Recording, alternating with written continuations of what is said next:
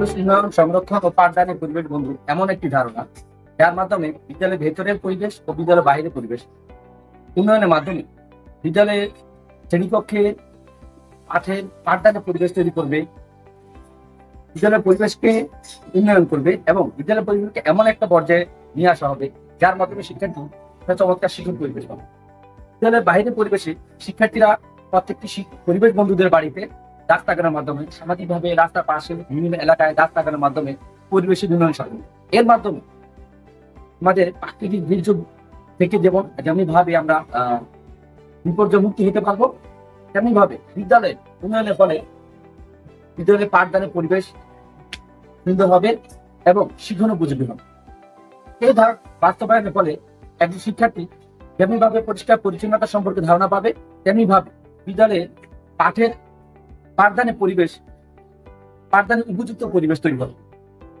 এর ফলে শিক্ষার্থী শৃঙ্খলা শিখবে, পরিষ্কার পরিচ্ছন্নতা সম্পর্কে ধারণা পাবে, পরিবেশ দূষণ প্রতিরোধে কি করণীয় এই সম্পর্কে ধারণা পাবে।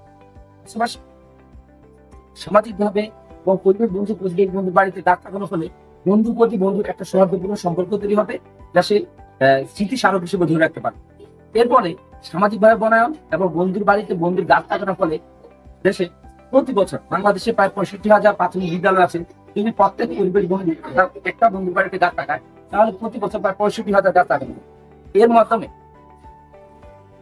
ওষুধি গাছ, কাঠ জাতীয় বৃক্ষ লাগানোর ফলে যেমনি করে পরিবেশের উপকার হবে, পাশাপাশি দেশীয় চাহিদা মিটিয়ে কাঠ জাতীয় শিল্পের পণ্য তৈরি করে বিদেশে রপ্তানির মাধ্যমে বৈদেশিক মুদ্রা অর্জন করা সম্ভব। পরিবেশ বন্ধু ধারণাটি বাস্তবায়ন হলে একজন শিক্ষার্থী তার যে ইতিবাচক পরিবর্তন পাবে, সেটা তার জীবন বেড়ে চলতে থাকে। এর মাধ্যমে শিক্ষার্থী শৃঙ্খলা শিখবে, পরিষ্কার পরিচ্ছন্নতার ধারণা পাবে এবং বন্ধুর প্রতি বন্ধুর যে সম্পর্ক, এটা প্রত্যেকটা বন্ধুর সাথে প্রত্যেকটা বন্ধুর সম্পর্ক হওয়ার ফলে বর্তমান দেশে বা সমাজে যে ধরনের কলহ সমস্যা তৈরি হয়েছে সেগুলো রোধ পাবে।